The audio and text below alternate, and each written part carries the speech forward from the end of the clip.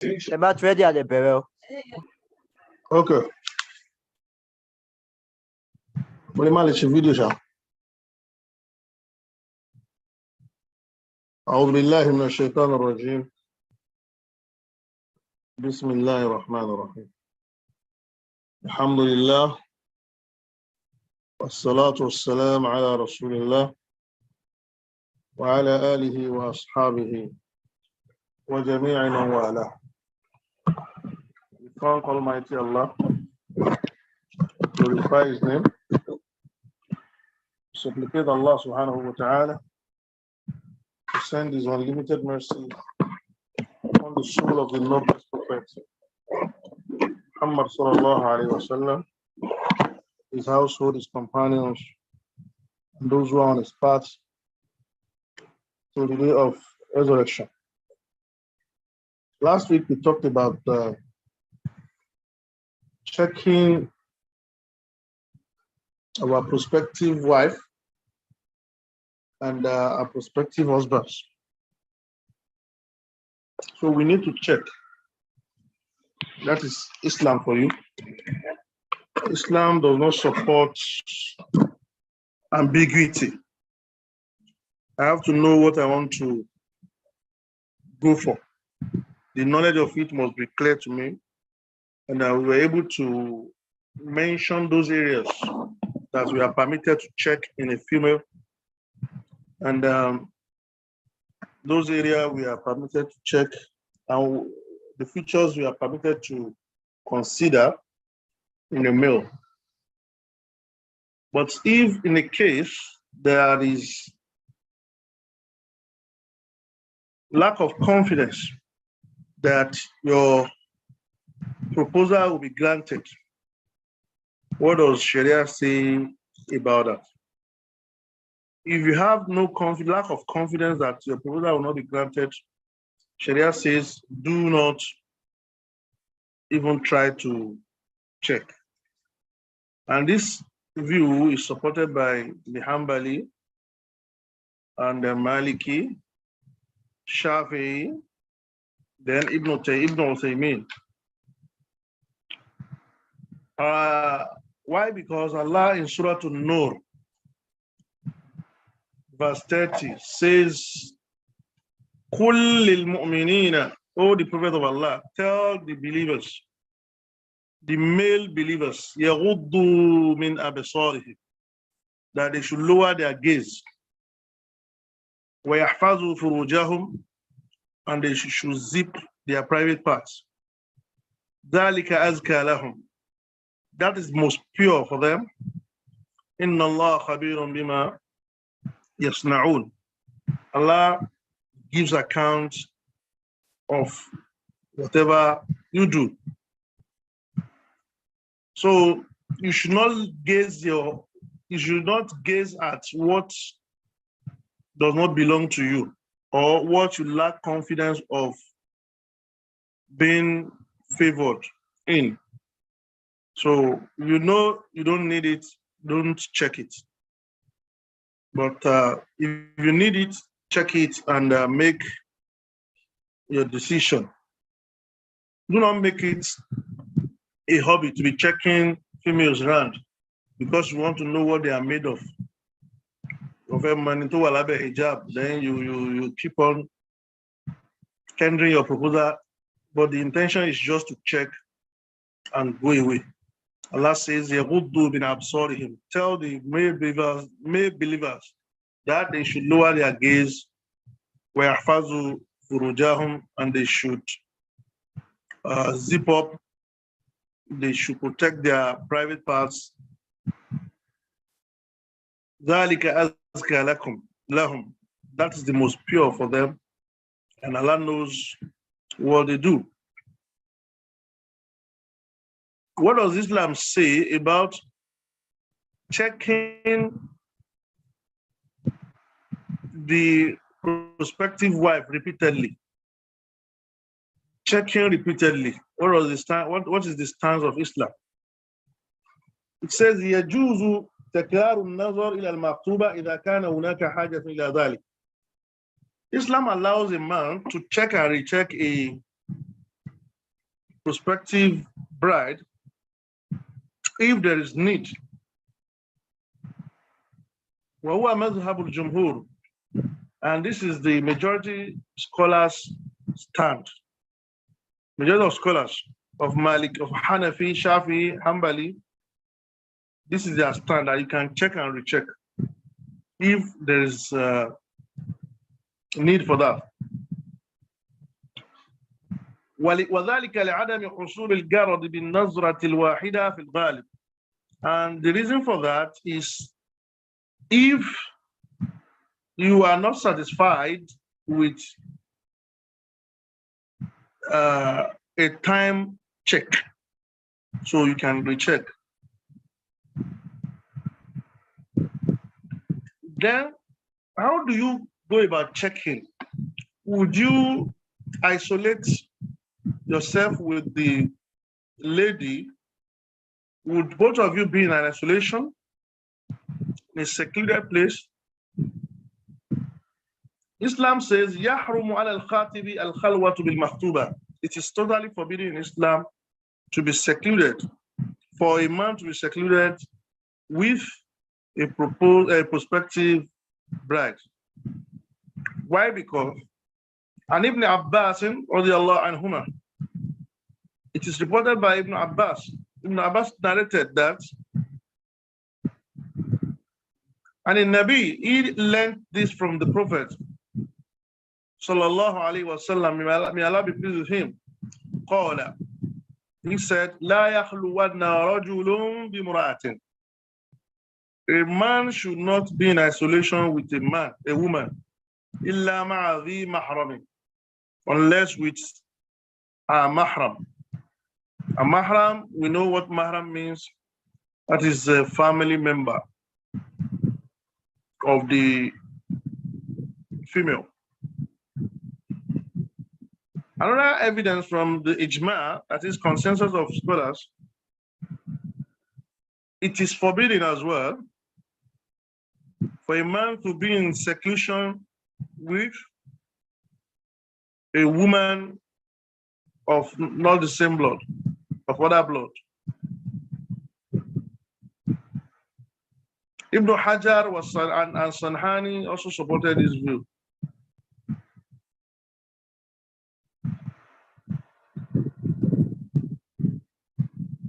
Al-hikmatu min al-nazar ila al-maktuba. What is the wisdom in checking our prospective wives? نظر الخاطب إلى المخطوبة يحقق الموافقة بينهما. Checking your prospective bride makes your decision firm on the marriage. وهو أدعى إلى حصول دوام المودة والألفة, and it brings about sustainable love between the both parties. Because you have checked, then before you concluded, you must have been satisfied. So your satisfaction is what led you to marriage. So it brings about love. Unlike a woman that was not checked by the husband, and after marriage, he discovers the woman is not as spec. It's not his spec. There will be a very big problem.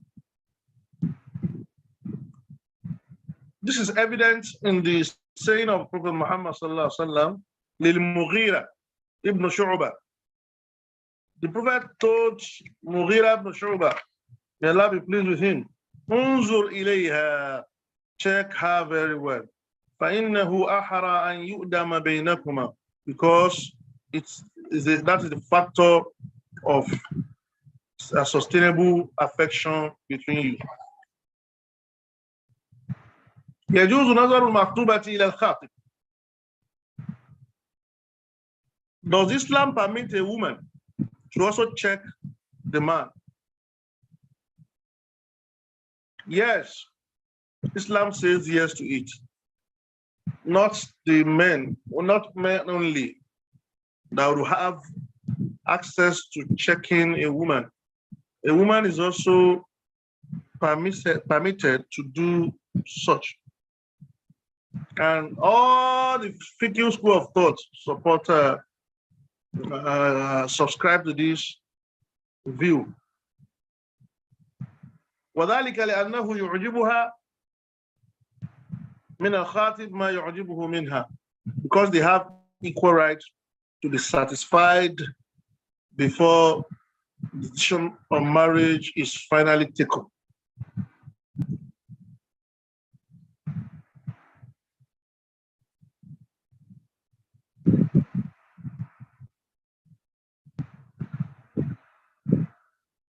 Now,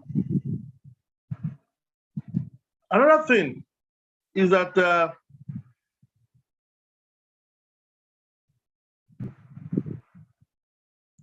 is it a must? Can we reject proposals? Can a Muslim reject proposal, and can a Muslim reject proposal? يجوز العدول عن الخطبة. Yes, it is permissible to reject marriage proposal. Maliki, Hanbali, and Shafi share this school of subscribe to this view that a Muslim can reject offer from a Muslim, and as the Muslim can also reject offer from a Muslim, because there should be no compulsion in marriage. It must be a product of satisfaction. And Ibn Umar radiallahu anhuma, this was narrated by Ibn Umar, Abdullah ibn Umar, may Allah be pleased with him and his father. And in Nabi sallallahu alayhi wa sallam, he had from the Prophet sallallahu alayhi wa sallam, where he said, لا يخطب الرجل على خطبة أخيه. A man should not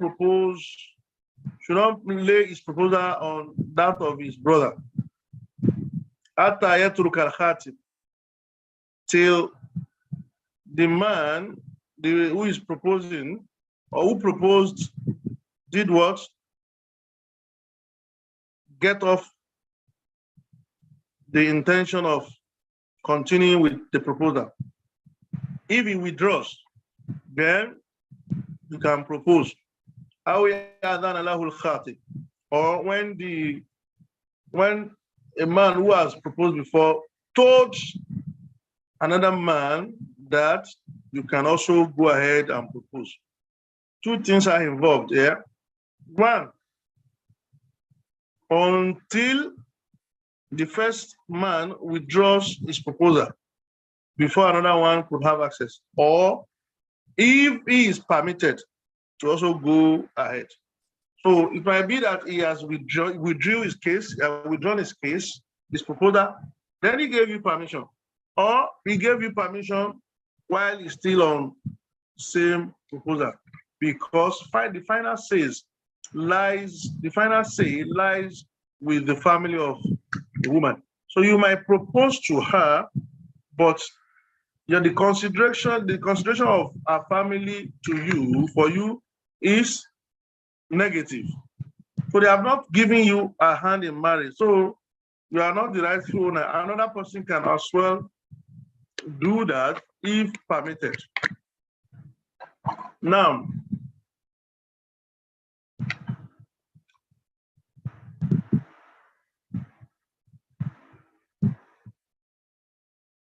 حكم استرداد الخاتب هداياه لمخطوبته. For example, while tendering your proposal, you have spent amount of money on the lady as a way of gifting her and captivating her interest or attention. What can you call for refund of the money spent on her if your proposal was rejected? Can you call for refund of whatever you have given her if it didn't work out? The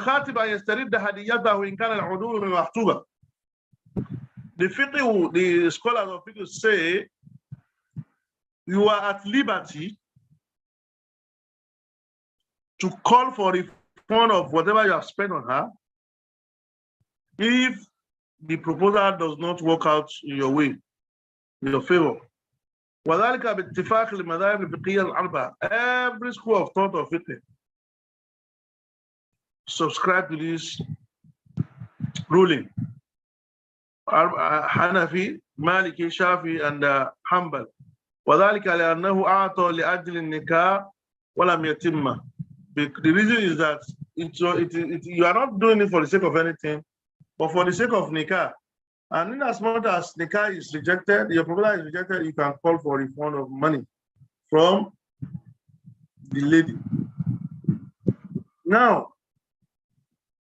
before we move to the next chapter, which is on Akhdul Nikah, the way to officiate and formalize Nikah, you might want to ask this question, because we have talked about checking and checking. Can we go spiritual in checking? If you will ask me that, the answer is yes. You can go spiritual also in checking. But how do you go spiritual? You go spiritual in the line of Allah and the tradition of Prophet Muhammad sallallahu alaihi wasallam. How do you do that? You do that through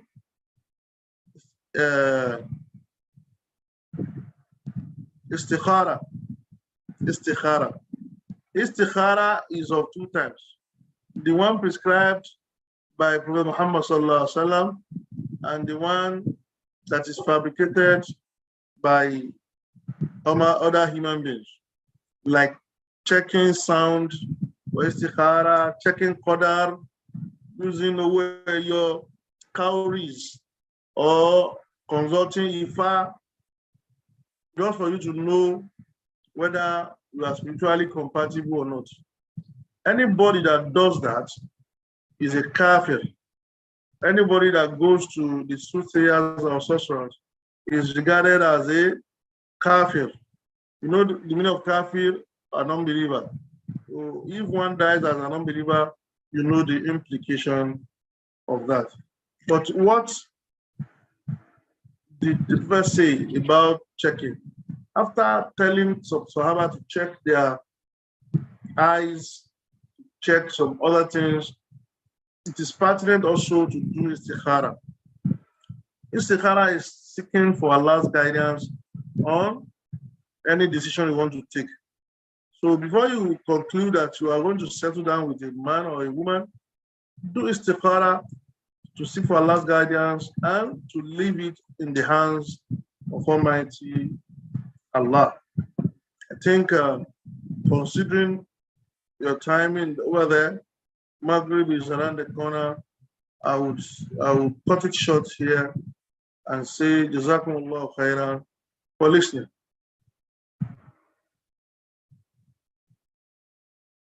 Jazakumullah khairan, Ya Sheikh, for another beneficial session. If we have any questions, once again, as usual, please do raise your hand or type your question in the chat box. Again, this can be about what has been discussed, as many of us would know that have been with us for the last few weeks or so. We began a series about family, and we've covered quite a lot within that period. So if you have any questions regarding dowry, by any field, please do ask.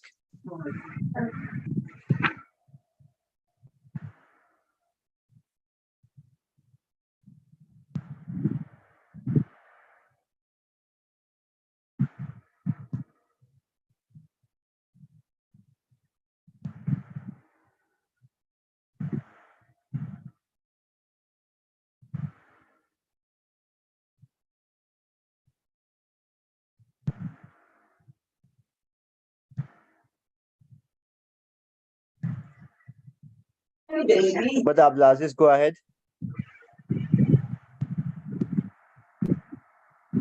Assalamu alaikum wa rahmatullahi wa barakatuh. Wa alaikum assalam wa rahmatullahi wa barakatuh. Jazakallah khairan, Ustaz.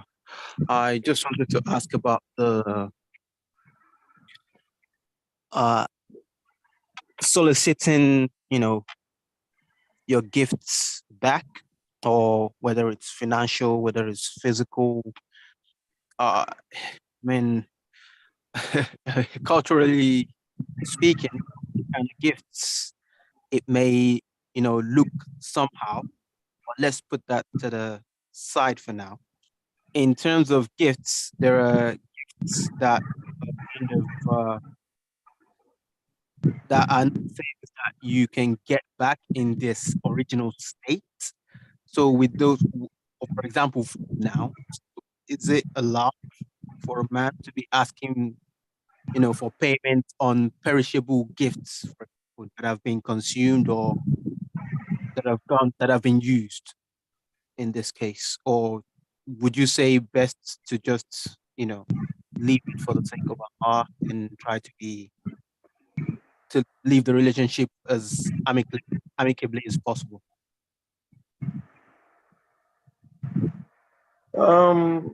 Culturally, it does not go well with us to seek for refund of gifts between us and prospective wife.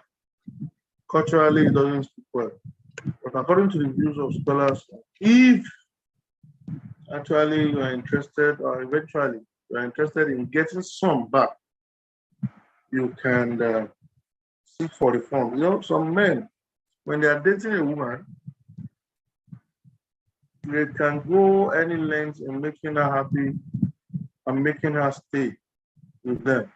They'll build mansions, they'll build company firms for unmarried friends of another gender. So this, they are doing it because they wanted to settle down. But there's some dubious girls around that they say, I can't marry an old man. And then you'll be collecting gifts from him.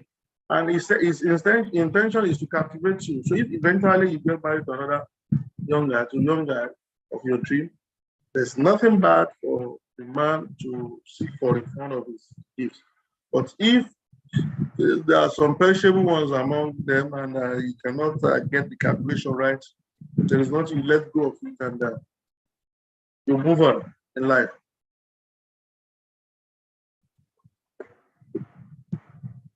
I think I've answered your question. Jazakallah khairan, sir. I'm Anton.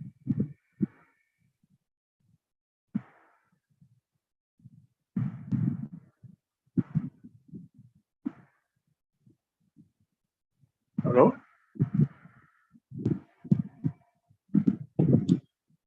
Hello? Yeah, Assalamu alaikum, Sheikh. Jazakumullah khairan. So I have a question regarding I'm not sure if you've already covered that before, regarding seeking permission from the father. We know Islamically, even culturally, we know father plays a key role when it comes to Muslims or females, particularly those that have never been married before.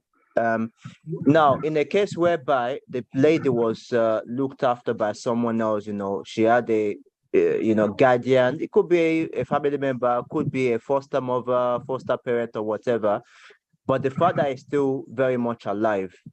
They communicate occasionally, but the father had never really contributed in terms of financial upkeep or whatever. But the lady was raised by someone else, but she's in communication occasionally with the father. So the father is very much aware she exists, and the female is very much aware that the father exists, that they do communicate every now and then, once in the blue moon. So what would you say in terms of seeking? Again, I'm very familiar that obviously in a case, so even when there's a dispute about maybe the father is a Christian, or maybe the father is saying no on superficial fees, or due to unreasonable demands, that the guardian can still give the female out in marriage, or an imam of the community if necessary. But the fact that the father is still alive and is estranged, yeah, quite right, but he's still alive, and there's still some communication. So would you say we still need to seek the permission of the father, even though he had never really contributed anything, he was never present in her life, but when the lady grew up, she came to, she's asked about father, and then from there they exchange and they do talk every now and then. But she doesn't, the relationship is not there, but it's just that she communicates with him every now and then. And the father has never spent anything according to according to what the daughter knows. She's never spent anything on her, and she never obviously sends money or do nothing to her, and so on. So what is the verdict of that? Because I know in situations many times is the fact that the father is totally out, like the father doesn't want nothing to do in most cases, but in this case the father is pretty much there, but it's just that there isn't any responsibility really for him to carry, but they still communicate every now and then. Jazakumullah khairan. I mean, one thing. First of all, I want us to get it right that no matter how useless the father is, a woman cannot single-handedly marry their daughter out, no matter how useless. In as much as he is alive, a woman cannot do that. And if she does that, she should seek for Allah's forgiveness because she has transgressed beyond her limit. 2, if he had died, the next of kin from the father's side should take charge of that, provided that he also is a Muslim. But if the father is not a Muslim and we want to marry his daughter, the only thing we need to do is to let him know that this is our intention and this is what we want to tell you so that you have confidence of mind. In that aspect, Imam or any Islamic leader in that community will take charge and take the responsibility, show that responsibility of what? Of father, or an Amir, or a Sultan, or an Emir, just a Muslim leader should be consulted and take care of that aspect. Not that the father, who is not a Muslim, will have the final say. All he needs to know is to be aware and to bless the marriage. Then you and your wife will move on. Forget about is responsible or is not responsible. Allah does not shift that glory from them. He didn't take it away from men. He made it constant there. So anyone who wants to do that should also fear Allah in taking care of his children. But if Allah says no, he will firstly go astray and come back, while he or she will not have any capability to send them to sponsor their education, to fund their education. The one they have done is enough. The one just that you are a father, that's enough. So no woman should take that responsibility. If he's not alive, then the father's family member will stand in. If his siblings are not alive also, just someone from their family. But if their family is of the same attributes, then an imam of a community will take charge of that after letting the family know what they want to do with their daughter. Allahu Alam. So, Sheikh, if let me try to clarify further. I know sort of the Maghrib is upon us now. So if, because what I mentioned, if the lady has a male guardian, who is the actual person that looked after her financially, morally, and all the kind of adjectives you want to find, that the person was basically responsible, but the father is still very much alive. And even though the father is estranged, there is maybe some communication between the father and the daughter. But so between the father and the male guardian could be, I don't know, could be from the maternal or paternal side. It could be, I don't know, maybe a foster dad. It could be even a non-relative. But this male person, this father figure, if you like, is the person that raised at least half of that person's life, raised her. But the father is still very much alive. He's a Muslim. The foster father, for an example, is a Muslim as well. Who will have the upper hand or the final say in giving that daughter out in marriage? The guardian will be the first one to be consulted, and it is the duty of the guardian to inform the biological parent of the bride that so happened, and so family came from, so man came from so family seeking for the hands of our daughter in marriage. So the guardian would inform the father, why the father gives approval. If the father does not give, if their interest clashes, we'll go for the best one. Which one is the best one? Father is best to his or his daughter or son. So, but if their interests did not clash, there is nothing we can do. That's fine. And father, nobody can take the responsibility of father in as much as he's alive. Nobody has that quality. Nobody except the father. But if he is no more, then a male from his family, the guardian cannot 100% give approval, unless if the father of the bride is consulted and he gives a go ahead.